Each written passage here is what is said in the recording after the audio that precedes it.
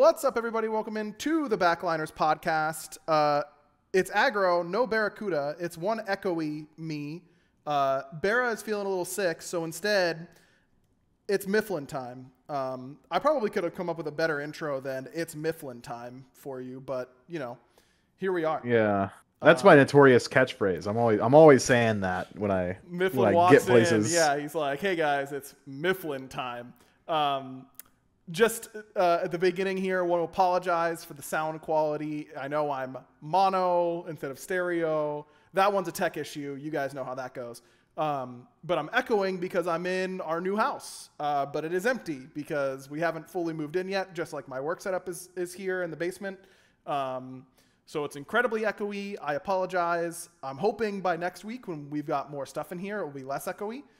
If it isn't, then I'll put up some soundproofing stuff and it will be better. But this is kind of what you got for this week. And you know what?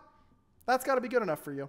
That's all yeah, you can deal with it, dear podcast listener. Myf, we've got some Smite 1 and some Smite 2 news, but before we get into either of those, I want to check in with you, man. How are you doing? You know, how have you been? Yeah, I mean, I've been pretty good. Recent life changes have led to me being in my own apartment for 7 days out of the week. The only time I ever leave is to go get food or to walk my dog. So that's been kind of different. I didn't think it'd be a struggle. You don't like the work from home life? That does not surprise me that is not your favorite setup.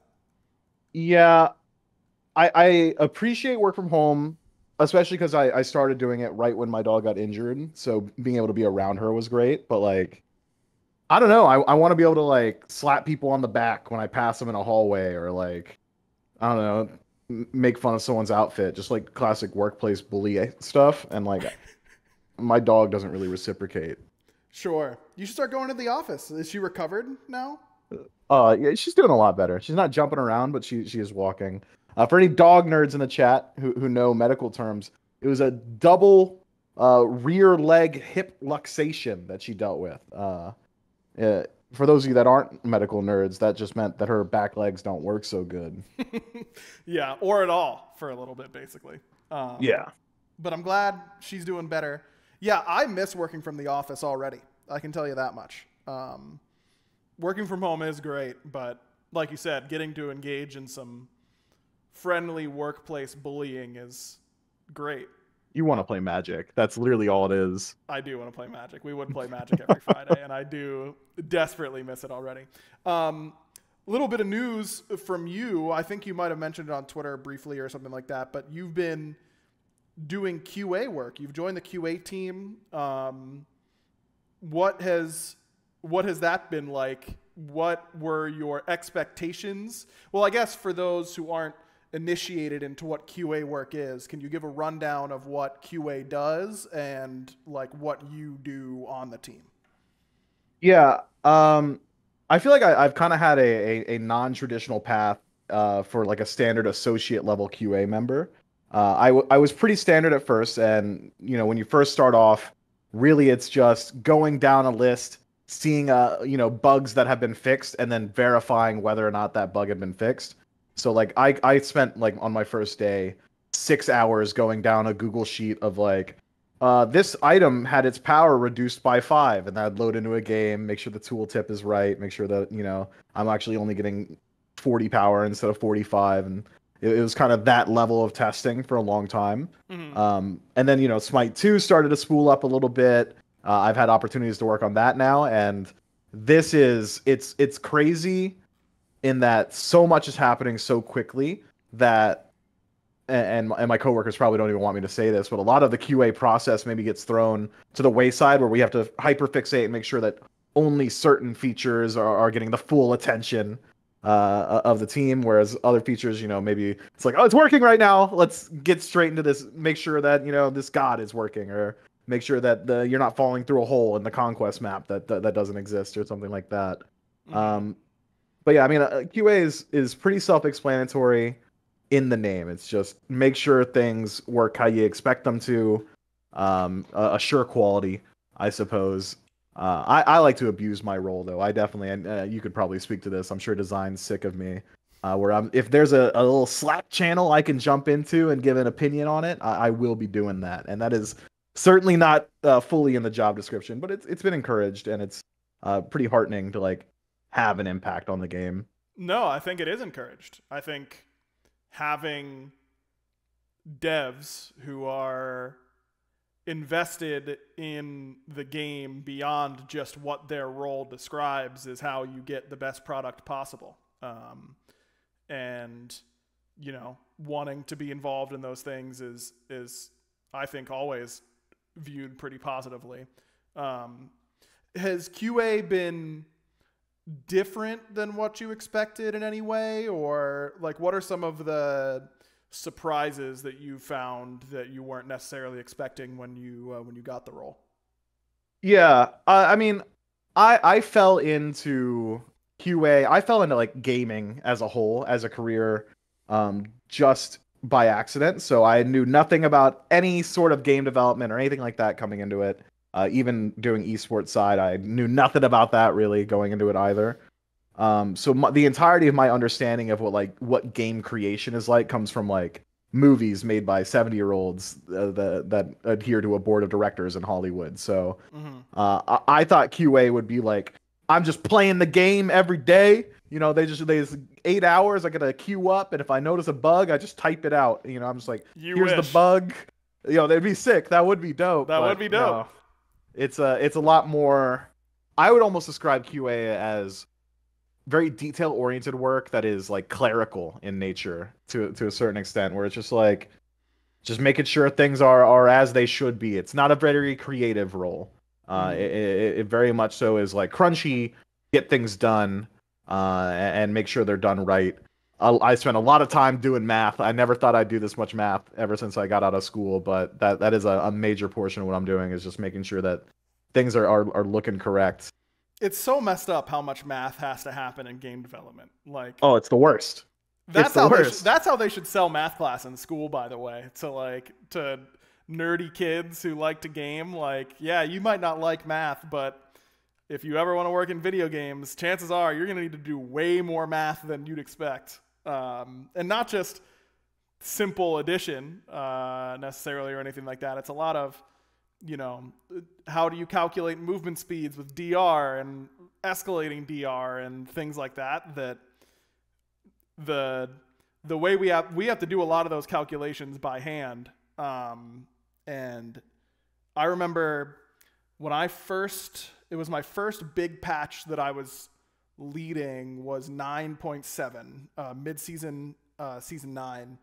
And there was some item that gave movement speed. I can't remember which one it was off the top of my head. Like all of them back then. Literally every item. No. A katana. No, I don't think Shadow Drinker was in that patch. I think that was later. I don't know. It was some item that gave movement speed. And I think it was Belated Boomerang. Was that a 9.7 item? I feel like it was. Never bought it. And I was trying to test the movement speed, and I messaged Lermy like, hey, do we have a tool that does this or something like that? And she sent me like a web page that was just a math graph where you'd have to put in your base and your item and your per level. Oh, Rose Calculator? I love Rose Calculator. No. I will send you what it actually was. It was disgusting. Hold on, I can actually pull it up right now off on my other monitor and send it to you. You gotta show the podcast. The pod's got to see the calcs here. I don't know if I'm allowed to show this. I assume Is this proprietary? Maybe. Who knows? We invented this math. We did. I mean, who knows? I don't know. This is what she sent me when I was like really overwhelmed and like looking for what I needed to do. What is this, man? Exactly my reaction. Is that a parabola? Yes, bro. What is going on, man? I was so mad. Like, I was actually angry. I was like, there's a quadratic equation in here, bro. What is going on? Right. I was like, I don't know how to do any of this math. Like, this is not what I signed up for, man. Yeah. The scale is so big. Like, why is the chart so large? Yeah, this is why Rose the GOAT, because he made a Google sheet that has all of this built in. And it's literally just like, put your base speed in, put how much percentage you got. This is what it should be. It's so great. So much better. This is do actual math. Ridiculous. A ridiculous ask. So yes, there is way more math involved than I was expecting on the dev side as well. And to be honest with you, a lot of times I'm like, well, too much math, ship it off to QA. Caps will know if I'm right. Yeah, Caps is the GOAT, by the way. Caps and KD. That's Michaela. Anytime I stumble across like anything that requires like a second level thought, like I'm talking, if it's harder than breathing or moving my arm, I'm not gonna do it. I just leave it there, and within the day they've got it. It's great. Yep, they are equal goats in the QA department and total beasts. We are very lucky that I think our QA department are all invested in Smite. Like they're all Smite players. They go off and play tests, you know, they're showing up to play tests and being very involved with the game. And I think that that's like super important no matter what role you have. And I think our studio is generally pretty good about it, but particularly the QA team is just invested in that way, which is really good.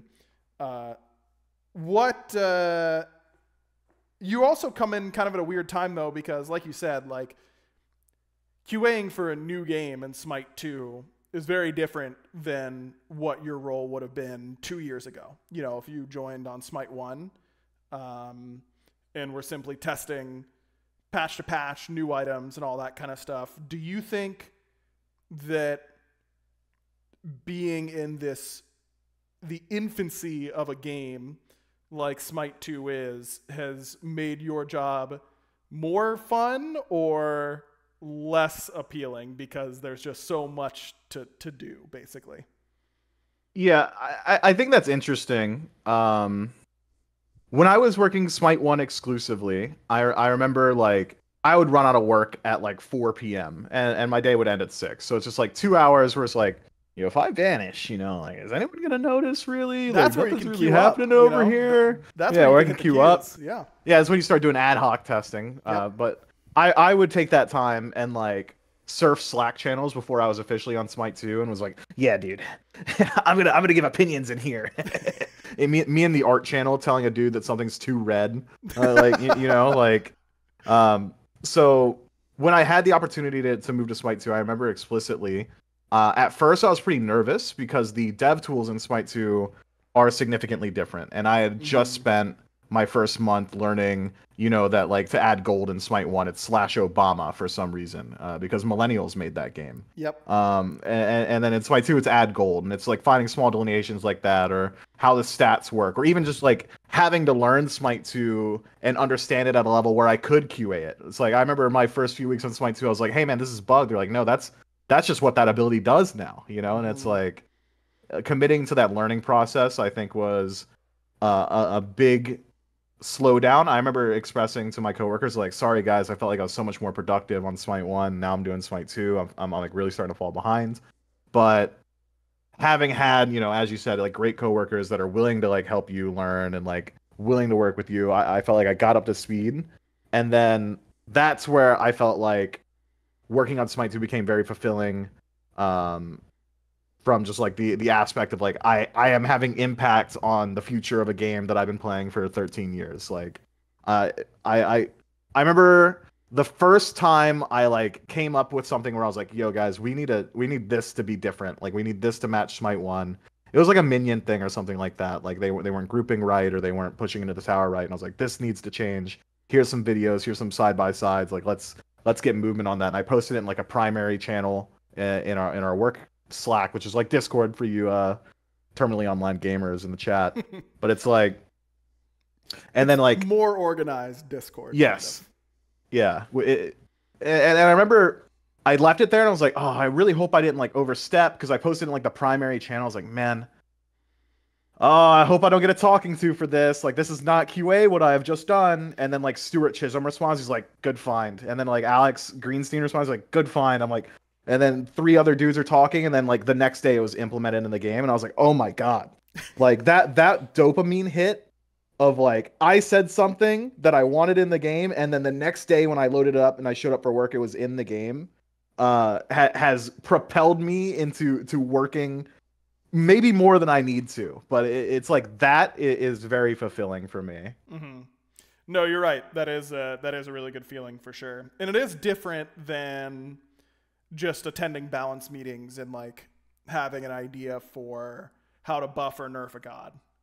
Though that feeling, I remember having that feeling when I wonder if I could remember what my first suggested balance change was. I can remember those. Bring the stun back. I don't know. Zeus, It was something. It was season 4.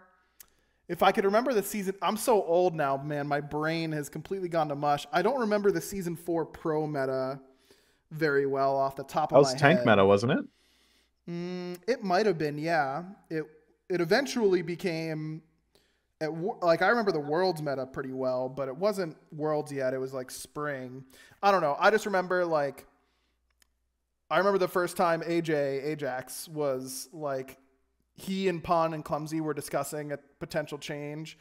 And I was like, well, I kind of think it should be like a little different. And I had that same like, oh, I haven't said anything like that yet. I don't know if I just like overstepped. And he was like, no, that's actually a really good idea. That makes a lot of sense. And I was like, yes, man, I'm a genius. Like I fixed it. And then of course, like that god was still problematic in some way or something like that.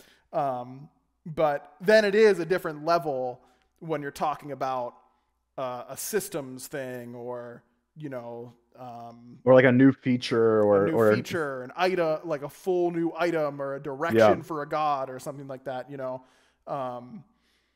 And that feeling is one that is surreal for sure, especially for people like us who have been involved with Smite for so much of our lives. I mean, you were ruining ranked games in middle school, weren't you? Like 13 years old is when I got my competitive start. Yeah. Shouts Kret.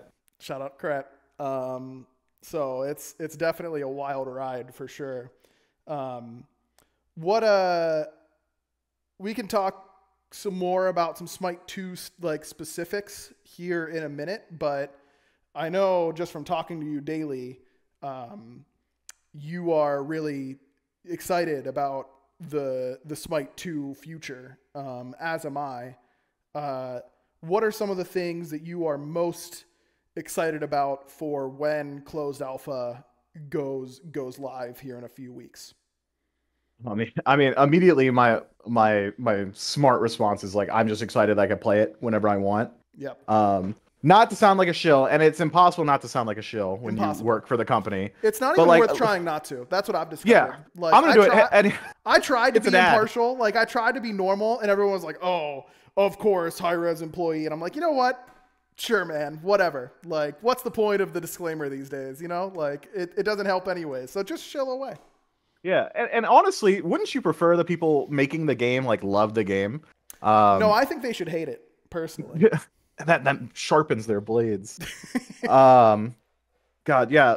My most exciting thing is like that I get to play it whenever I want, because playtest legitimately is my favorite part of the day. Yep. I absolutely love it. Every day, my day starts at 10, and at 11, after some meetings and catching up on emails and making sure I've read up on all the threads, we go immediately into that playtest, and there's like probably an hour afterward where it's just like a think tank of people giving feedback on what they felt and stuff like that. That is absolutely my favorite portion of the day, twofold. One, I get to play the game, and I get to play an actual game instead of sitting in a conquest map by myself, checking numbers and checking niche interactions. I'm like actually enjoying the game as it's meant to be. Yep. And then I get to talk to people that are passionate about the game and just played it.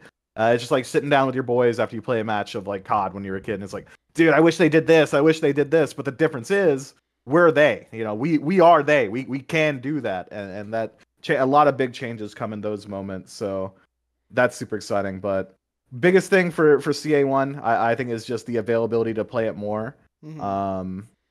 Outside of that, I think even looking grand scope, my biggest excitement is, I think God design wise, you guys have done a really good job with the +1s, to use some insider jargon, I guess. Mm-hmm. Like Kukulkan is a great example of this. I love just having that dash inside the tornado. And I remember when AJ showed me that, he's like, "Look, it's not. I know it's not that exciting. Is it's just got a little dash now, it does some damage." I'm like, "Bro, it's a conditional ability that just like inside of my own tornado, and it doesn't like clutter my binds at all. It's like, and it's now it's a new thing I could think about. Like I was like, what if can I cancel the dash? I'll dash through someone, cancel it, and I'll polyproc them. And then like new Polynomicon doesn't have an ICD, so I could just do it again. I remember I was losing my mind about that, and just like seeing those even small spins. And if that's small scope for AJ and he's going to do bigger stuff with more gods in the future, that's awesome. But even seeing changes like that just gets me so excited for a more modern twist on a game that I've been playing for over a decade, you know. And it's just give me more of that, you know. More Smite for me. Thank you. Yeah, I will say AJ owned me. He was playing Cuckoo yesterday, and he freaking owned me with the tornado dash. I died in a way that I never would have died in Smite 1 because I'm just muscle memory positioning against a Cuckoo. He used his tornado to clear the wave. He's stepping up. I know he's got his one. Whatever. If I get hit by that, it's not the end of the world. I've got enough HP. My man waits until the tornado's about to run out, dashes through me, slows me to set up a gank, and kills me with the one after I like jumped away. Oh, he's nice. I was like, dude, that owned me. Like, I haven't been owned by that. I played a Cuckoo game the other day. I'm going to be honest. I don't think I dashed on someone a single time because I'm just Smite 1 brain about how to play the god. AJ really, like, that was the best use of it I've seen. And I was like, dang, that owned. Like, I was cheesing about dying. When's the last time Cuckoo surprised you? You know, Right. When's the last time that's ever happened? And now it can. And you know, people say, you know, you'll get used to it eventually, but like anything that gives a god more options is just so sick. Yes. No, I'm in agreement. I'm super excited about the god that I'm working on porting right now. I think they are going to be quite fun, and as well as some of our new gods that we're working on. I'm seeing those like start to take shape, and so sick. It's insane. So sick, man. Look, so this sick. is maybe dangerous to say, but I've never shied away. I remember legitimately, I think I said it to you, and I've said it to Ro as well. Those are some of the designers.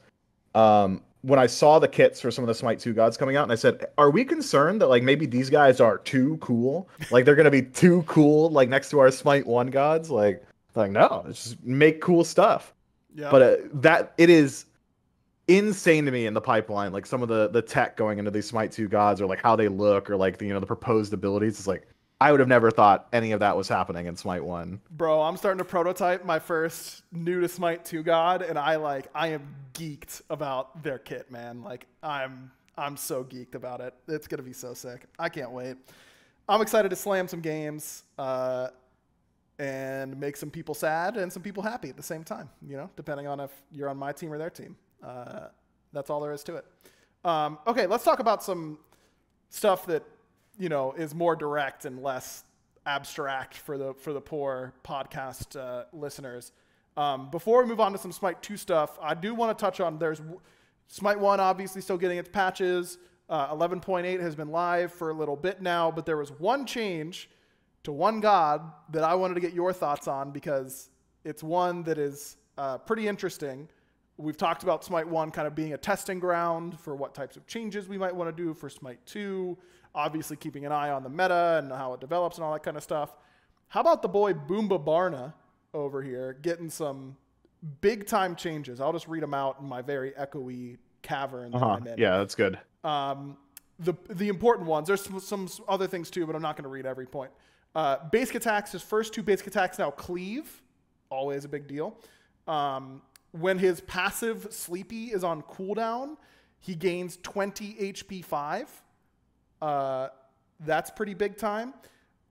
His 2, the root, is no longer affected by DR, but it goes down in duration from 2 seconds to 1.5.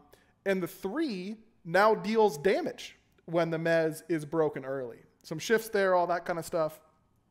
But this is the type of, you know, this is a big shift for this character and what he can do. Just we've seen what adding damage where it previously was not has done to gods like Athena and Thor.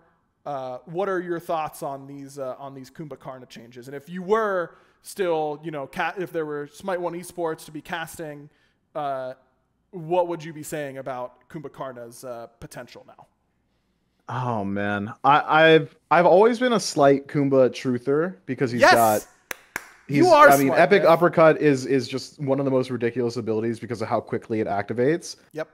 Kumba Karna is good against really, really good players, I think. If you're playing against like mid-tier players, they're not trying to preempt you, but if you're playing against like really, really good players, a Kumba Karna standing within 10 units of you is a massive threat because you're always worried about Epic Uppercut. If anyone tells you it's reactable, they're lying.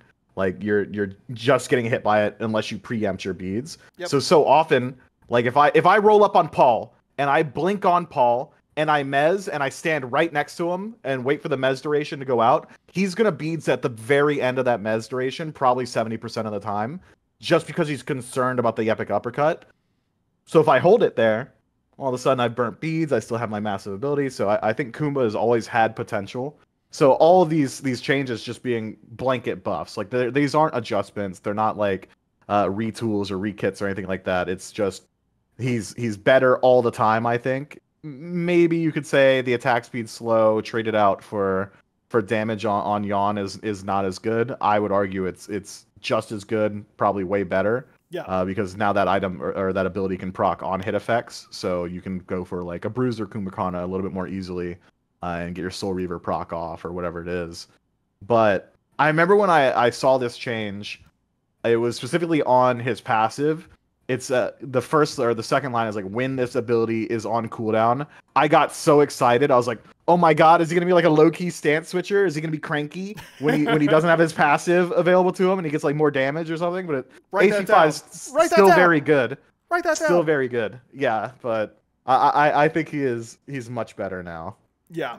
No, I mean, I think I would be, if I were a team in Smite 1, or if I were just like trying to climb in ranked in Smite 1, and I played solo lane, I would 100% be looking at Kumba Karna right now. If he can withstand his early lane, and his one tough. Did get a cooldown reduction and a mana cost reduction. This guy is so annoying in team fights. And the thing about playing Kumba Karna, I think conceptually, from a high level, his kit seems really broken on paper. Yes, all of his abilities are great. Like, yeah, I know his wave clear is his movement ability. I know his 2 takes an eternity to go off. But his ability to crowd control and control space is nearly unmatched in the whole game. The thing that makes him hard to pilot at the highest level in SPL play is that he is particularly good at picking one god on the enemy team and saying, you don't get to play this fight at all. Like, I can 1v1 keep you out of this fight for as long as I want to, but that's about all I can do. And if you do that against even Paul, well, then you've got Cyclone Spin to beat you, or their jungler is going to beat you. In ranked, that's not always really the case. And how many ranked games are you playing where both backliners are really playing perfectly? Probably next to 0. But playing really well, if their ADC is playing really well, and I'm playing Kumba, well, I can just make sure that guy doesn't get to play. If their mid's playing really well, I can make sure that guy doesn't get to play. Like, it's not like a Bologna where he's only good against one type of god. He's good against all types of gods. It's probably just not very AoE based. So if you want to climb in ranked, if I had to guess, I'd be picking some Kumba, support, jungle. I'd try it. I don't know how good his clear is. Probably not good enough. Really bad. So a solo, and identify who is giving your team the most trouble and remove them from the fight. And if you don't feel confident that your team's going to be able to win a 4-on-4 or kind of like a 4.5-on-4, if you can kind of contribute, then maybe it won't work the best for you. But I don't know. I'm just always a fan of space create solo laners because I'm a backliner who just needs space. So and from my perspective, if my solo laners is making sure their ADC can't hit me, then I'm like, this guy's owning. You know what I mean? Like, I love this guy. Oh, for sure. Certainly worth a shot. at the very least. That's all I'm saying. Also, Myth, did you see this Hunbats buff? Oh, I didn't. What's going on with my boy Bots? Like literally one of my favorite characters. I know. Passive increase the damage from 15% to 20%. The Sacred Monkey bounce range gets increased I remember from this. 40 to 55, and the deploy range of Fear No Evil, it goes from 35 to 45. You can place it farther. How does that make you feel as a Hunbats player? I remember I was actually in call with our Smite 1 designers when they were figuring this one out. And I said to them about the Fear No Evil change. I said that's going to be really good in niche scenarios. Like if someone's running away from you, you need a few more ticks to like finish them off. You now can do that from a little further away. Mm-hmm. But for the most part, I feel like Fear No Evil deploy range is going to be a like noob catcher. Like I feel like a lot of scrubs are going to be like, okay, I throw my ultimate out from as far away as possible. When in reality, you want to catch them in the center of the ultimate, and you want to be right next to them so you can do the DPS while they can't fight back against you. I think now a lot of people are going to be like, oh, I'm gonna use Fear No Evil from downtown, push them towards me, and my Sacred Monkeys, I can use that to gap close now. Then again, having more options, always better. Infused Strikes, boring buff, but having more damage feels pretty good. It's the Sacred Monkey range thing, having 15 more units of range on the bounce is massive, specifically for Hunbots in lane. Yep. I think being able to tag the enemy god from max range, if you just decide to hit the wave, is pretty inconsistent before this patch, and now you're going to get it really frequently, which is going to guarantee you that one auto attack of Infused Strike, which is doing more damage now. Hunbots is much better, and this is a way for him to keep up with a lot of the more modern gods. I felt like as Smite has progressed throughout the years, mobility has become less of an identity piece for a god and more so just spread out across the board. Everyone's becoming a little bit more mobile, and Hunbots had fallen behind a little bit where his standard leap was doing the majority of it.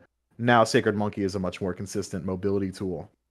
Bro, what was that one Scream clip of? It was in a big game, wasn't it? In the SPL, where like his Sacred Monkey, he teleported to like. Oh, he got the perfect teleport for the big bounty. Was it right? Well, no, but he got a really sick teleport, but teleported to the wrong thing. Like he teleported to like Ku instead of the god. Oh, right. And like completely beefed the play. Yeah, he missed TP'd. Right. I wonder if anyone could remember what game that is. I want to watch that back because I remember it being a hilarious moment, but I don't know. I thought of it from this bounce range thing, but that's about all I got. All right, cool. Before we talk about Smite 2, Myf, I know, sorry to bring your personal life into the podcast here, but oh god, that can mean so much now. Oh, listen, I think you're going to be an enjoyer of it. You've been telling me all about the fiber and how that's the schmoove. Okay, dude. Right? Am I wrong? No, fiber is super important. It really, and I didn't realize how important it was until recently. Right. No, you've been loving fiber. You've been loving eating better and all that kind of stuff. And I was thinking, maybe I should get in on that. Oh. And how about this? Would you believe that our new podcast sponsor is kind of perfect for this moment? Because we are now sponsored by AG1. I've got their little bag here that we got here. This is kind of the move for me because I am historically the least disciplined person on the planet Earth. I swear I really am. And Facts. I need to have something easy and convenient. And I've also been thinking, man, I really got to start taking better care of my body and watching what I'm eating a little bit better. And then our podcast people were like, yo, we're going to send you some stuff from AG1. And I was stoked because I've heard about this I've got multiple family members, no cap, that actually use AG1. It's a comprehensive and convenient daily nutrition supplement. And here's the best part, research-backed foundational nutrition supplement. AG1 is a foundational nutrition supplement that delivers daily nutrients and gut health support and is backed by multiple research studies so you can trust what you're putting in your body. I literally, like, we've been moving. I haven't been able to open it yet, if I'm being 100% honest, but I am being 100% honest when I say I am very, very stoked to try it out. They gave us this like big bag, and then they've also got some travel pods that you can, if you don't want to leave it and you know you're taking it to work or something like that, you can just bring a little pouch, put it in to your water or whatever when you get to work. Oh, it's like tea? Yeah, kind of like tea. Okay. And it's got a lot of different great things here. It's diet friendly, vegetarian, vegan, paleo, keto.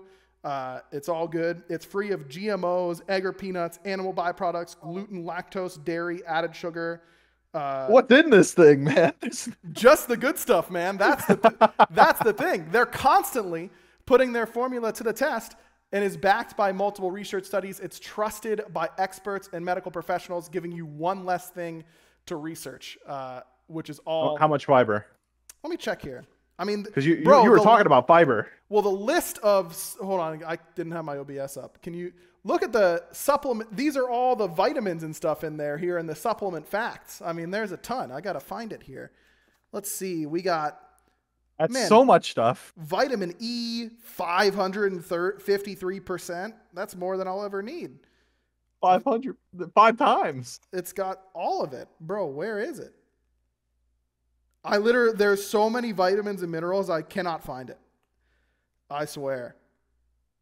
Dietary fiber. Okay. It's got a nice 2 grams of dietary fiber. You know, that's a surprisingly good amount, legitimately. It's hard to get fiber, I've found out. That's like 2 cups of broccoli is in that drink. And it's also got a billion other things, you know. You got your zinc, it's got your pantothenic acid. Who doesn't need that? Need that. Dude, me when I'm always talking about that. Pantothenic acid. Dang, this sucks. Wow, I'm so much less happy because I don't have my pantothenic acid. I should have picked something that I knew how to pronounce at the very least. But look, AG1, we're really excited to partner with them. We really appreciate them sponsoring the podcast. Covering your nutritional bases starts in the gut. In a research study, AG1 was shown to double the amount of healthy bacteria in the gut. These healthy bacteria work together to break down food and are known to alleviate bloating, promote digestive regularity, and aid in digestive comfort. You need anything else, or is that good enough for you? That's good enough for me, personally. I like all of those things. We're 3 for 3 on that. If I had to recommend one product to support whole body health, it's AG1, and that's why I'm excited to welcome them as a new partner. Try AG1 and get a free, whoa, what is this? I haven't even read this ad. This is crazy. Try AG1 and get a free 1-year supply of vitamin D3K2, the most important of the D3Ks. I don't know if that's true, by the way.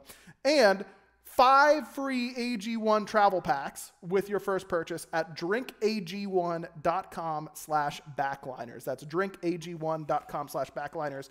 Check it out. We're moving in this weekend, so I'll have all my cups and whatnot. I can try it, and I will report back next week. Your boy will have the best digestive health this side of the Mississippi. That's what people say, right? I don't even know where that is. That could be anywhere. It's talking not to me. Well, yeah, you can look it up on a map. There's a lot of stuff this side of the Mississippi. That's all I'm trying to say. Okay, and your boy's gonna have the best digestive health of all of them. All right, let's talk about some of the Smite 2 news. We had a Dev Insight show last week, I believe, where we talked about a couple things. Number one, card art. 2D card art is coming back. That was a big request from the community. I understood the drive for trying out these renders, and I think that with enough time in the oven, we could have cooked up something pretty sick. But that being said, as someone who often chooses what skin is the best for a god based on the card art, I'm also really excited because our card art team is second to none, and they are just awesome. So I'm stoked about that. Already getting some sick card arts. Classic card arts are getting kind of an update. I think we showed off Loki and Fenrir's, both of which look great. So that'll be nice and fun. Also, starter items and a bunch of Smite 1 items are coming back. We heard a lot of feedback that people missed some of their mainstays from Smite 1. Things like, actually, I don't know if I can tell you what things like. Come on. Spoiling. I can't, Who's man. listening? all the people in Smite, of course, Myflin, thank you very much. But some classic items that people might have missed, as well as starter items are now back. But Myf, they are a unique 7th slot. Still upgradable, but only one inline upgrade. How do you feel about starter items coming back and essentially being the 7th item in a build? Yeah, I remember when starter items were being mulled about, I said, look, guys, you should just nerf starter items and let anyone buy any of them. Because starter items, of course, just like the strongest items in Smite. Everyone knows that. Because I didn't want to have my build limited. And I think it was Ajax literally cut me off. It's like, oh, no. It's got its own slot. I was like, what are you gonna, what do you, so I'm gonna have 7 items? And he goes, yeah. I was like, okay, do your thing then. Make them OP for all I care. Because I think it's so cool. One, having the active items of Smite, having all these new items of Smite 2, and bringing in the old items just allows for like new mixes. And I was like, I want to be able to buy all this stuff and like cook up some cool builds. But like also, I want to be able to hang with the guy that built Death's Toll. Like, right. And now you can do that. So I think super, super cool. I only hope that we get more options for it in the future. But what we have right now, I think we've got the best ones. I mean, we went through and just found the cool ones, and we're like, let's bring those in. If they weren't as cool, kind of leave them behind. So I think in a very good spot right now.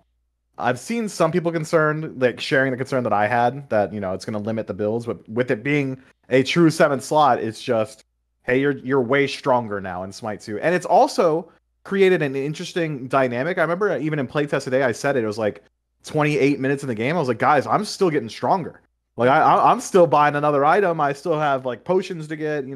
It's cool because and a massive complaint we've heard from the content creators in Smite 1 is like, after 20 minutes, like that's it. Like that's as strong as I'm gonna get. Not the case in Smite 2, and then you can also do like the Exodia 7th item slot. Get your double elixir, and then go assemble the Infinity Stones, which is every buff on the map. Like there's a lot of cool ways you can scale, and I think it makes the late game more interesting in Smite 2. Yeah, I mean, clearly Smite players love their starter items. And while I think we could have taken starter item effects and put them on other items, it allows a player to have clear direction and stability in the early game, which, especially when it comes to the item store, is very hard to achieve, and I think is a good place to kind of give Smite 1 players a handhold. Not that we are holding their hand, but as if they are rock climbing, like we've given them a foothold, right? That's it's like a handhold, but for your feet. Yeah, it's like a handhold, but you step on it. Giving them a familiar spot in their build, I think, is good. I will say, and I said this when we were discussing about what to do with the items and all that kind of stuff, when you are excited and log in to play your first closed alpha game and you see all these Smite 1 items out there, do yourself a favor. Don't build 7 Smite 1 items. That's my biggest fear, is that players are just going to revert to what is comfortable for them. And I get it. Item building is one of the most daunting parts, probably the most daunting part of a MOBA outside of learning what all the characters do. But that's less of an issue in Smite 2 and a huge advantage for us because there's so many less characters right now. Take that brain power that you would have had to dedicate to learning what God 50 does and try a new item, peruse a little bit. Don't just see an item that you've gotten at the store every time. Take a little stroll, There are some great Smite 1 items in there. There's always space for them to build. But you can also build a full item build with just Smite 2 items and be very successful. So that's my only concern, is that players are just going to default to buying 6 Smite 1 items and in their starter and call it a day. And then be like, well, there's no new items, which just isn't really. You reading a Reddit post? Is that what I'm saying right now? Yeah, from the future. I see. Yeah, from the future. Also, me and Ro spent a lot of time on the auto builds. We refreshed every single one of them. Check them out. You'll get a nice mix if you do that. You'll have some items that you remember. You'll have some new ones. You might have some active items in there. Give them a shot. That's all I'm saying. I actually use auto build most games because we just you suck. No, we just made them last week, and they're all up to date for exactly what I'd want to build on most gods. They're, you know, the flex items, all that kind of stuff. Sometimes I just let auto build do it for the first 2 items, and then I take over from there. But like assisted driving, yeah. Yeah, but it works. So it's just a little different in that way. Look, I'll speak to your point a little bit. Anyone who has watched my stream knows that my builds have not changed since 2012. Yes. Titan Forge, Hi-Res Studios, call it what you will, has tried for over a decade to stop me from building Jotun's Wrath into Hydra's Lament. Yep. Okay, and I've gone on record saying you're gonna have to pry it out of my cold, dead, spiteful hands. I want my Jotun's Wrath. You can keep it could be red, it could be blue, it could have a passive, it could not have a passive. I don't care. I'm gonna build Jotun's. Keep me honest on the name here, Aggro. There's like a Tekko it looks Kage, like, baby. Tekko how did you know? Kage. How'd you? That was the first item I made in Smite 2 when I moved over. That's your new item. Every jungler in the chat, if you're going, if you're gonna build Jotun's, build Tekko Gaki instead. Kage, Tekko Gage. Close enough. Gaga. Build that item. It's sick. It's got a fun passive on it. It's great stat scaling. And then build the Jotuns right after that in your Hydra's Lament. And sure. you're doing something a little different. Yep. That's fine by me. I really hope that we've got so many more Smite 2 items that are going to come out. You know, this isn't the final item store by any means. But there are some really cool Smite 2 specific items that are worth buying. That's for sure. Excuse me. We also talked about, we didn't talk about this on the Dev Insight show, but since then we've released a Mordred Closer Look blog, which you can check out if you go to smite2.com. Mordred, the second unique to Smite 2 god after Hecate. And really, really, really fun god. I'm only going based off of what's in the Closer Look blog because there hasn't been a full reveal yet. No abilities in there? Can we talk abilities? What's going on? No, not. There's some unique gameplay features. And he's a melee physical damage dealer. What if I spoil something? Like, who's going to stop me? You'll probably get a message from AJ or Alex Canatore and say, don't do that. Those are 2 names that are so far up the totem pole. You know what? Yeah. Hey, it's your choice, man. I'm just telling you what I'm going to do. And I'm going to say he's a melee physical damage dealer, strength intelligence hybrid, high pressure, and he's quite mobile. He works well. How about this? I'll tell you this. Okay. I think he could be a good solo laner. I think he could be a good jungler. I think he could. No, I probably wouldn't play him in mid. I don't think I'd play him in mid. Really? I could see an argument for mid before I see an argument for jungle. No, I think he could definitely play jungle. I think he could definitely play jungle. He is very fun. Myflin literally 1v9'd on us the other day because he was abusing multiple bugs, which is crazy. I felt like I gotta make a Weeb reference. I felt like Kirito, bro. Like I'm playing in like the alpha and I'm cheating, bro. Yeah. Like it's literally the plot of the show. Yep. It was it was messed up. He killed me 1v4 and then was toxic to me afterwards. It's fine. I pulled him into a call and played the clip for him. Yeah. It did make me feel very good. But we fixed the bugs. That's the important part. And but he's still going to be really fun. You might just not be able to 1v4. He's going to be really cool. Check it out. Smite2.com is the place to go there. I wish we could tell you more, but he's dope. You know, he's kind of, I think Clumsy, he's a clumsy god. And clumsy gods are always a cool spin on a baseline mechanic. Who's your favorite clumsy god? Probably Pele. Really? I love Pele. Merlin's up there for sure. I don't know. Clumsy's had. He was Merlin? Yep, Oh my God. He's got a lot of bangers. I'm Team Mulan. I think Yeah. I think it's Mulan and then Mordred legitimately. Those are my two favorite from Clumsy. Yeah. I love Pele. I think Pele is like such a good one-for-one goddess. And games need those types of characters, and she's like so sick at that type of play style. I think where I was going with this was when he was doing Surtur, we were talking about... He did Surtur? He did Surtur. All right, dethrone Mulan, Surtur than Mordred. No, Surtur than Mulan. Really? You've got Surtur that high? I do think Surtur's sick. Minigaming anything in Smite is infinite fun. So fun. J-Man in chat asked who made Arthur. That was Pawn. Pawn made Arthur. Clumsy made Merlin for those two releases.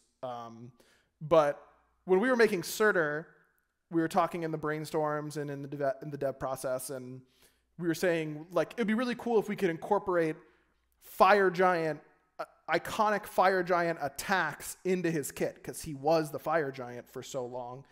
And when you look at what Surtur does in game, it's such a sick translation into the game. You know, you don't have the line knockup, which was like one of his iconic attacks, but his ult is his spawn in animation. His 2 is when the meteors come out and he throws them at you. The 3 is the fire ring around the pit. Like, it was such a great interpretation of what this character would do if you were playable. And I think that Mordred, as the key antagonist to King Arthur, what would Arthur's antagonist do? And how would it relate to what Arthur does was just nailed. Like, there's so many parallels, but flipped on their head and all that kind of stuff, like that I think Clumsy did a really, really awesome job. And that's, for me, as a game designer, that's the stuff that I love to nerd out over. Like, sometimes I think I, in particular, get really way too cute about, like, wanting to interconnect every little tiny thing and reference and all this kind of stuff. But Clumsy always like toes that line really well, and I think that that's one of the coolest things to me is when you look at Mordred and then you look at Arthur and you're like, oh, I get it. Like, I get it now. You know what I mean? No, I feel that for sure. I mean, I hadn't even thought about it like that, but there are a lot of parallels in the kit now that I am thinking about it. So many, right? Yeah, there's a lot, and I'd love to list them all off in excruciating detail. But, you know, I was told not to, so. But you can't. I'm killing your fun. It's not happening today. You know, well, least. Surely we could talk about at least. No, we can't. The ultimate, like a little bit. Here's what it says. A unique energy source, Wrath, is gained over time and while fighting to gain access to an empowered ultimate. Perfect. I think that the non-empowered version of his ultimate is one of the sickest abilities in Smite. I think you used it really well, by the way. You were using. Oh, it's dope. I don't want the empowered version. You used his passive better than anyone else I've seen, and you used that the small ult better than anyone I've seen. It's so good, dude. I mean, you've only ever seen other devs, but like, it's so good, dude. I've seen Ro play it, and my man played professionally in solo. Yeah, well, you know, Ro can't hang, despite all of his best attempts at saying that he can, or even attempts at hanging. Ro can't hang, but like, he soloed multiple times that game, by the way. Mordred's ultimate is really cool. It's very cool. I'm very excited to see what people do with them. Okay, it's time for our random question of the week. We'll have more Smite 2 news hopefully for you by like next week. But if not, then the week after that I think is the beginning of closed alpha. So plenty to talk about then. Of course, we get our random questions of the week from our Patreon Discord, patreon.com/backliners, the place you want to go if you want to get involved there. I did say in there questions for me and Myflin, and would you believe the first question we have here, Myth? Do 100 2024 Myflins beat 100 2022 Myflins? Ooh, 2022, 2 years ago, 24 years old, prime of my life, peak existential dread, anxiety, and depression.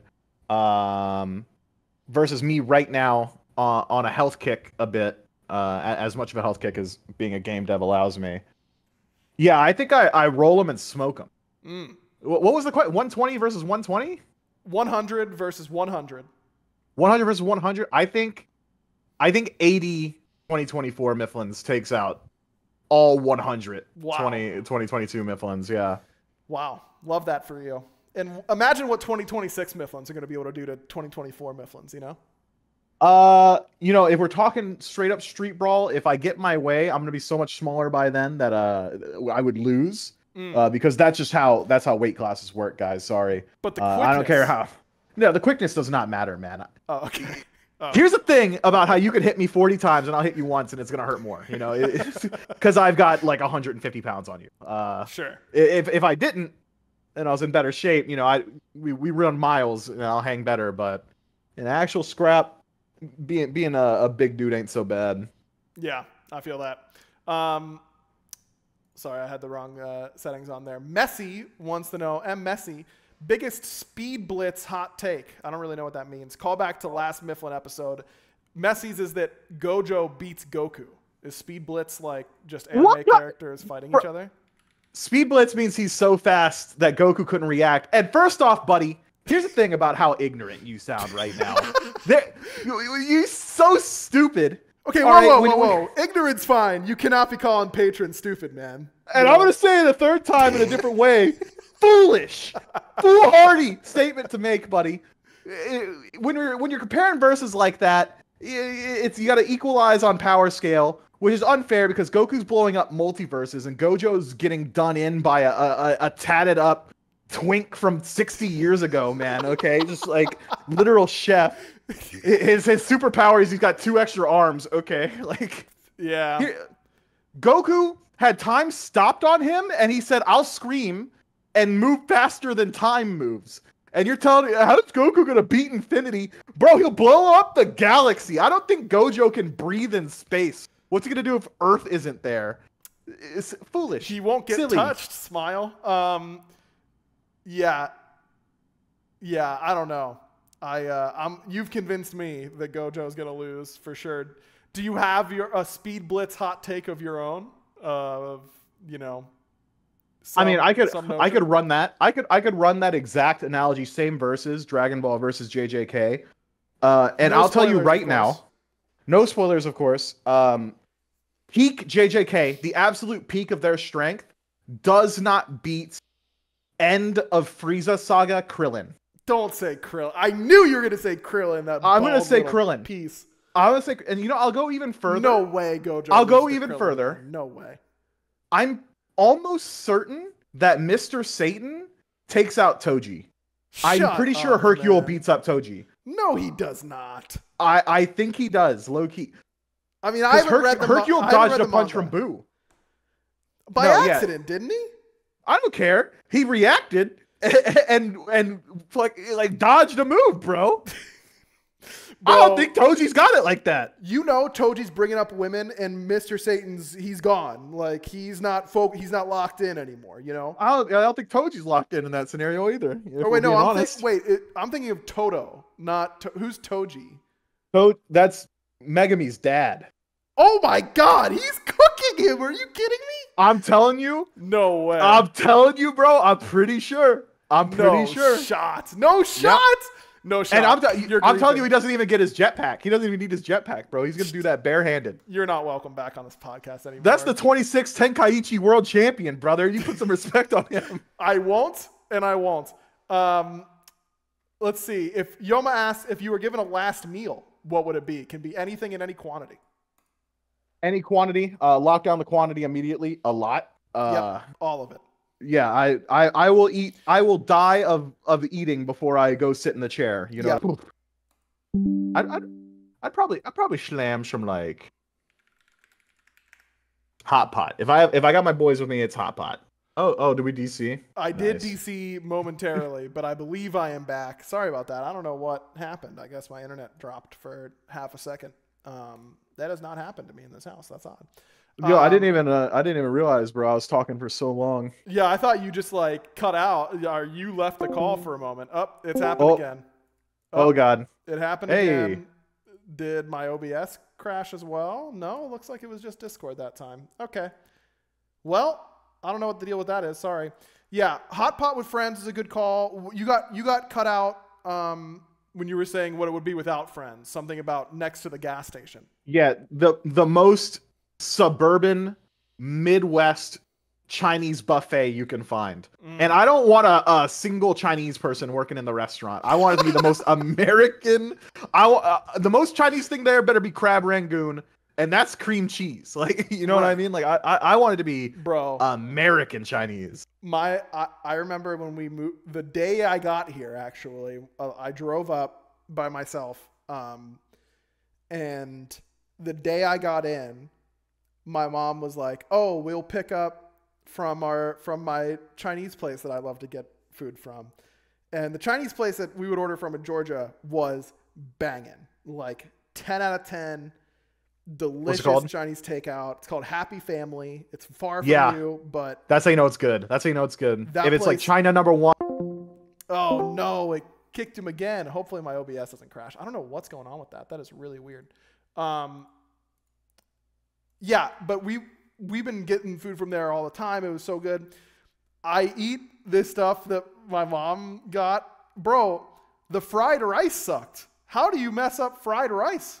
It's harder than it seems, you know. Sure, there's a technique there. Yeah, like it was not. It was very Midwest. Like, I mean, we're not in the Midwest in Pittsburgh, of course, but I'm not sure you're getting anything more Chinese than crab rangoon there. When you come up to visit, we'll hit it up. Yeah. That'll be the spot. I know exactly where to go. For my answer, I think we've answered this before. Fried chicken's definitely up there for me. Some good wings. Like, let's not get granular. Where are the wings? Where's the fried chicken? Is it the same place? What sauce? No, the best fried chicken I've ever had, I think, was in downtown Atlanta. I think it's called Gus's.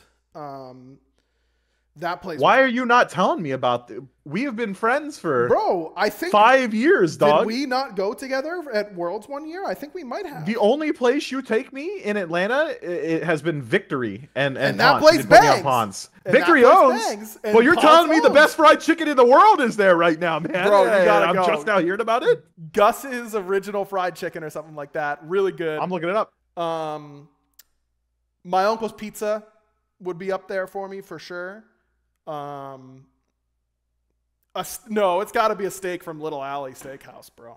Gus's world famous fried chicken is what you're telling me. Banging, 100%, 10 out of 10. I loved it. Here's the thing about a local food spot, right? They don't even have a menu. They're like, you're getting the chicken. You get the chicken, and they don't want you to be there. You know, like don't eat here. Like when you show up, if I call like a local pizza place, and they're like, "Hello, thank you so much for calling pizza place. Yeah. What would you like today?" I'm hanging up. Okay. I want them to pick up the phone and go, "What do you want?" Like nothing else. I don't want an intro, nothing.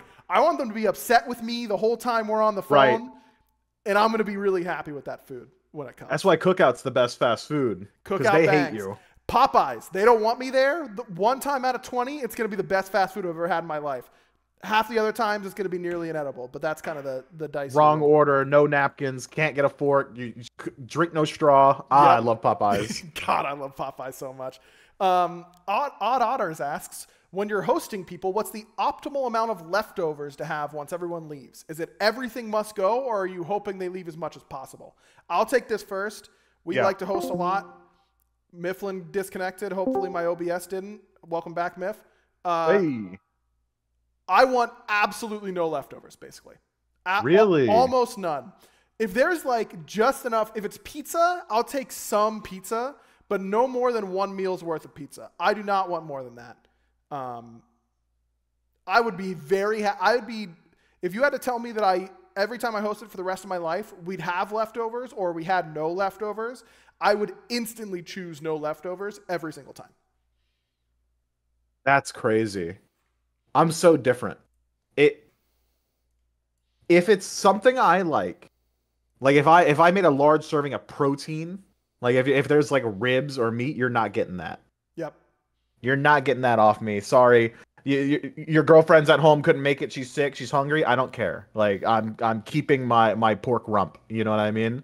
But like, if the mac and cheese isn't goated and like the mashed potatoes aren't great, or like if I do like chow han or something like that, or like noodle dishes, take it all, bro. I have this thing where I can't eat some things the next day. Like if it's a burger, next day won't eat it. No, chicken, nasty. like fried chicken, next day can't eat it. Nasty. Like wings, next day, actually have been able to eat it recently because I've discovered the power and magic that is an air fryer. Air fryer, but previously could not eat it. Any form of potato, I will not eat leftover. It does not keep. Nope. Any wet vegetable can't keep, won't eat the next day. So that's like peas, that's like cabbage, like anything that is in liquid, I don't want the next day unless it's literally soup. But if it's like a like if I got steak left over, you're not taking that home with you. Sorry, buddy. Yeah, it does depend on the thing. I think that's all fair. Seafog, another party question. Y'all are going to parties. What's it like? Never mind. Seafog asks, you're going to a party, main dish is provided, but guests are required to bring sides, desserts, drinks, and/or entertainment. What are you bringing? Oh, me first? Yep. Aggro's gonna fact check me real quick on this one.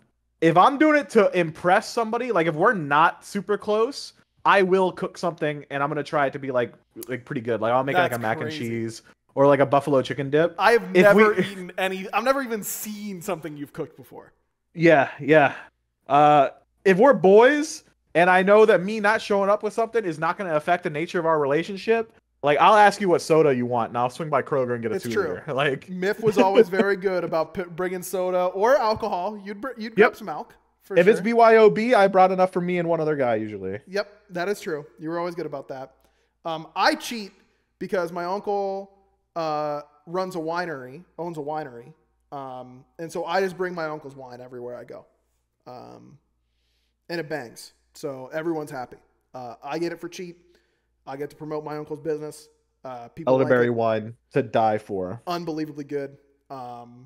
So I'm just always bringing wine. That's what I'm bringing. I'm bringing one. If I don't know how many people are coming, I'll probably bring 2 bottles. If it's more than a couple, I'll bring 3 or 4. Again, because I get them on the cheap. But I'm bringing at least 1 non-fruit wine because he's really known for his fruit wine. 1 non-sweet wine of some type. Personally, big fan of Sangiovese as a red wine that isn't super sweet, and then a various selection of wines that are pretty popular, like elderberry, mango, something like that. You got a mango wine? I've never had the mango wine. Mango, bro, you gotta. No, I haven't had the mango. You gotta come up here, and we'll just do we'll sit there and do a tasting of the whole thing, and we'll leave. Does he have like a whole vineyard? Could I like walk a vineyard? No, there's no vineyard here. He ferments it all off-site. Okay. But he like curates what grapes he buys from which vineyards and all that kind of stuff. Ferments it off-site, brings it in, does a lot of the bottling on-site. I want to see that for sure. Just has like a setup and a really nice like winery that's an extension of the pizza shop.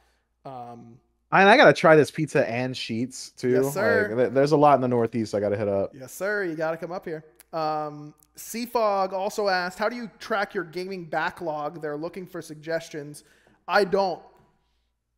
It's that simple. When I think of a game, I think, oh, I got that a while ago. I should play it. And then I probably don't. That's why I'm not going through it. We're pretty similar in that. I had a real serious moment recently at my quarter life crisis when I turned 25. And I looked at my gaming backlog and I was playing through Batman Arkham Knight. Great game. And I said to myself, if I get in the Batmobile again, I'm going to go to the local hunting store, buy the largest gauge weapon I can, and, take things in my own hands here. Uh-huh. And I thought to myself, but I was like, I have to beat it so I can play this other game that I got after it. Nope. And I was like, I got to beat that so I could play this one. And then I was like, well, who says who? You know what I mean? Like, Am I gonna get in trouble? Like, it was my money, I spent it. I do not care. Yep. And since then, my backlog has ceased to exist, and that doesn't mean I don't play games that I purchased and never played. It just means I do not put a like this sense of guilt. I feel like so often people are like, my backlog is so big. I'm like, bro, it's just an option to me now. Like, if I play it, I'll play it. If I don't play it, like, bro, I got what I wanted out of it, you know? Welcome to enlightenment, Myth. This is what I've been trying to tell people. People make fun of me because I don't finish every game I play. I don't finish most games I play, and I'm cool with that. I don't need to. Like, if I feel like I had a good time and got my money's worth, or I'm not having a good time and I don't want to play it anymore, I just stop. I just stop. And I don't feel bad. And I don't feel bad. Yes, it's so much better this way. I've got a lot of great games. I've never played Red Dead Redemption 2. I got that on the Steam sale. I can't beat it. I've gotten 30 hours in. I love every second of it, and then I just stop. I don't know what happens, but I'm happy with it. I don't care. Sometimes that's how it goes. Like, I'm going to play. I got Sekiro years ago on the Steam sale. Haven't played it once. I'll play it at some point. I got Baldur's Gate. I know it's one of the best games ever made. I'll play it when I feel like it. Until then, I'm vibing. Like, I don't release yourself from this pressure of expectation. Like, enjoy what you're going to enjoy, and then get to the thing whenever you're ready for it. That's all you got to do. There you go. It's a weird execution of discipline too. Like, if you apply that to, like, I don't know, something healthy, like, man, I really want a game today, but I haven't, like, I don't know, worked out yet, or like taken my dog for a walk or something. That's great discipline. Don't stress yourself out about the reward. You know, this is supposed to be your reward time. Why is it becoming a thing that you're worried about? Yep. Completely agreed. Yoma asked, if you're being forced to compete in an Olympic event, what do you think you have the best chance in? It's hard not to say breakdancing at some level, right? Because of that, because of Ray Gun. Yo, she has like an MD or something, or like PhD in breakdancing. Crazy. Yes, Ro in chat says breakdancing. I think of you every time I see her, Ro. I wanted to make fun of her too, Ro, but I was so worried that that would be like genuinely racist. Oh, that didn't occur to me for a second. Next day, Monday morning, I join a call. Yo, Ro, nice breakdancing, my guy. Like, right away. Dude. She sucked. Beyond that, because obviously I can't breakdance, right? Like, no, yeah, you would break in half. You're brittle. I'm assuming we would have some lead up time. Like, we wouldn't get picked up and dropped into the Olympic event today. How much prep time?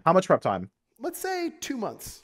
2 months prep time. All right, so you're not changing your body a whole lot, but you can learn a skill. Yeah. Okay. I think mine might be handball. I watch those guys play handball, and we would play something very similar to that in my friend's basement all the time. And I'm thinking, this game looks really fun. Number one, I want to play It's really just that I want to play handball. I don't think I'd be good. I just want to go play handball is more or less what I'm trying to say. Oh, man. Handball's a good answer. Everything in my body wants me to have a strong enough bravado to say boxing, but I know I couldn't. Bro, those guys are crazy. Yep. Like, imagine being my size and in shape. That's got to be OP. Yep, gotta be. So the next move would probably be shooting. Like, sure. I feel like that's, you know, I've been to the range a few times. Could probably rock that. Bro, did you see the target that they were aiming at, though, and how small it is? Oh, no, yeah, that's legitimately incredibly difficult. And the guy who did it without gear is a psycho. Complete. But, like, my toxic trait is thinking that I could hit, you know, a bullseye from 200 meters. Easy. Maybe once, yeah. Probably 7 times or however many times, how many bullets are in the, you know, in the mag, probably. For me. Dude, I was watching archery and I was like, wow, these people are really good. It was women's archery. It was a women's archery like finals. I watched like the bronze medal match and then the gold medal match. And I was like, wow, these women are unbelievably good.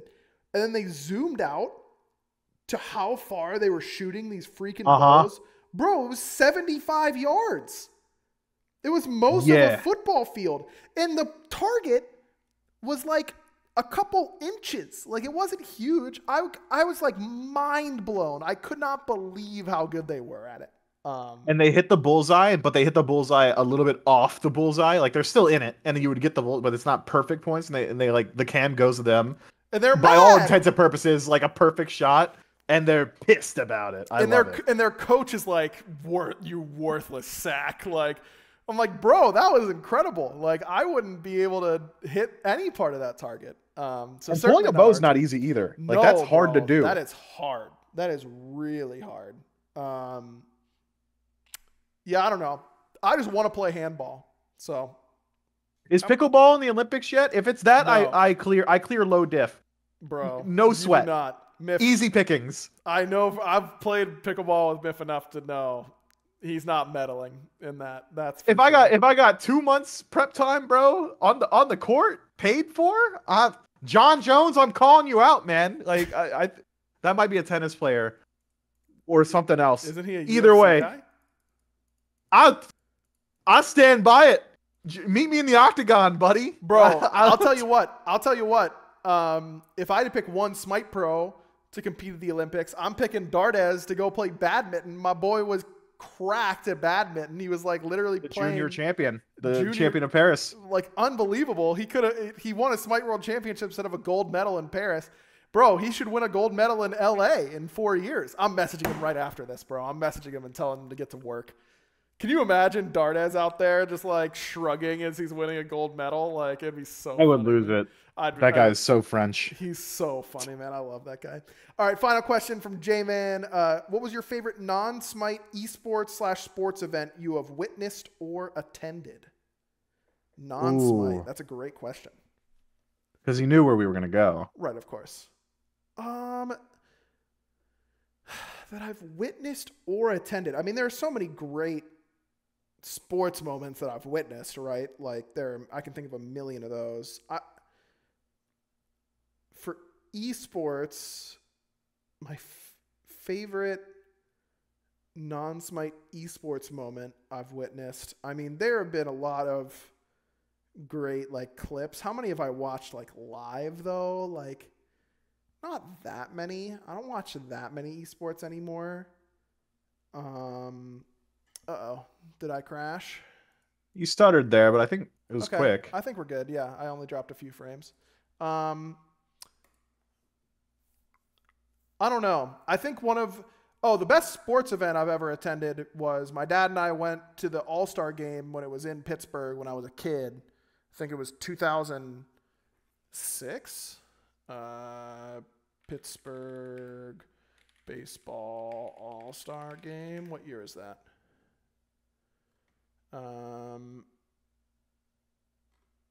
Why is this hard? What the heck? I love baseball Yeah, stuff. You better love baseball. It was 2006. Yeah, that was the coolest thing I've ever seen in person, I'd say. We also went to I've been to a Stanley Cup game. Penguins beat the Sharks in the Stanley Cup Finals. Not the final game, but one of the games of that series. That was one of the best ones I've ever witnessed in person. I went to the Steelers playoff game where they beat the Ravens, and then Ryan Clark and Willis McGahee like killed each other on the field basically, and that was like one of the loudest things I've ever heard in my life was that tackle. Those were all pretty great, but I'd say the 2006 baseball All-Star game and home run derby, both of those were awesome. Good choices. Good choices. I'm a major nerd, so I've got a few. I'm gonna run through. Please. Oh, I was about to say please. My all-time favorite esports moment. Okay, go ahead. Yep, I got you back.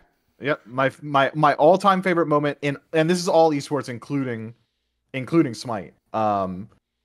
It's in the FGC. There are two key players here. Their names Perfect Legend, who is a all-time NetherRealm great from the past, and the undisputed NetherRealm / maybe all-time fighting game GOAT, Sonic Fox.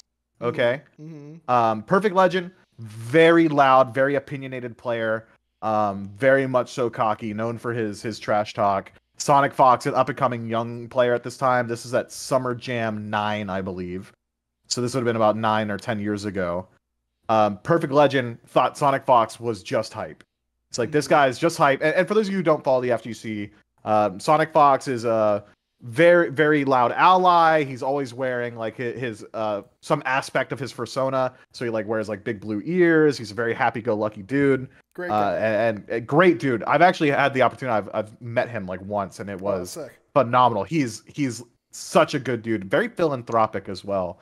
And Perfect Legend thought it was all a gimmick. You know, he's like, this guy ain't nothing. You know, he's corny. This, that, the other. Challenges him to a first to 10 for, I believe it was like a couple $1,000s. And he did that at a tournament. What happens is Sonic Fox 10-0s him, does a victory speech. The crowd is losing their mind. 10-0, by the way, in Perfect Legends game. And in the last 3 games, Sonic Fox switches to Perfect Legends. If I played more right now, he'd lose. And like literally the announcer, I want to say it was Yipes, I'm forgetting which commentator it was, grabs the microphone and goes, "You can't think that. Like, you can't think that. He just 10-0'd you." And then and Sonic Fox is like, "Let's do it again then." Wins 3 more straight back to back. And PL just had to walk off stage, man. Like and since then, Perfect Legend was a sponsor, high tier sponsor, like a tier 2 sponsor. Had like massive backing. Razer was sponsoring him individually, not just his org. This guy was seeing top 8 placements at every event. That guy's fallen off the planet since then. I haven't heard his name in a decade. Bro, he never came back? I think he like competed, but he fell off from that. Like, it literally ruined him. That's crazy. We did drop in the middle of that just for a moment. Can you they picked back up not too long afterwards, but I think you cut off in the last 3 games of that first to 10. Could you rehash what happened there? Just destroyed him in the last 3 games again. So it is a 13-0. In the initial first to 10, you said in the last 3 games he switched to Perfect Legends character. Oh yeah. Yeah, he started like playing all sorts of stuff. Like he played Kung Lao, he switched to like Kitana. He was not playing his main. Sonic Fox was known for being the best Aaron Black in the world and decided in a multi-$1,000 money match after like 7-0ing a dude to just start saucing on him in the last 3. It was ridiculous. That is crazy. That is a great story. All-time favorite moment probably. Besides that, I've attended a few like boxing events. Those have been really, really fun. I caught one Pacquiao fight early. I forget, it was an undercard, so it wasn't like a big contender he was up against. It was like to warm him up for a title defense. And he kind of like 3-rounded him, so it wasn't super exciting, but it was awesome to be in the venue and just like experience that. Sure. What are some other just amazing esports moments? Bro, when you were talking about the FGC stuff, one of my favorite things in all of esports it was the DBFZ at Evo with the cells, the screaming, the cell scream. So sick, so sick. That is just peak crowd work. Peak crowd work, just unbelievable. If anyone isn't familiar, you know, your characters in fighting games have these little intros. Cell in Dragon Ball Fighter Z just like does this like power up scream. And the whole crowd just screams with them. You can look it up like DBFZ Cell Scream or something like that, and you'll be able to find it on YouTube. It is so sick. Like, it's so cool every time. Oh, shouts Evo moment 37 as well. That's Daigo versus Justin Wong in Third Strike. Oh, that's the parry on the Chun-Li kicks, right? Yep. Yeah. And you know, I'm not going to walk you through the entirety of it, but I think a lot of the nuance of how impressive that is lost on people. Sure. One, to parry in Street Fighter Third Strike, for those of you who haven't played any fighting games, holding back is how you block. To parry a hit, which is to block it with no chip damage and 0 frames of lag, you have to tap forward within 2 frames of being hit. So if you mess up the timing, you're already in the combo. Justin Wong had dropped Daigo, who is considered the best player in the world and the sole hope of Japan to dominate in Street Fighter.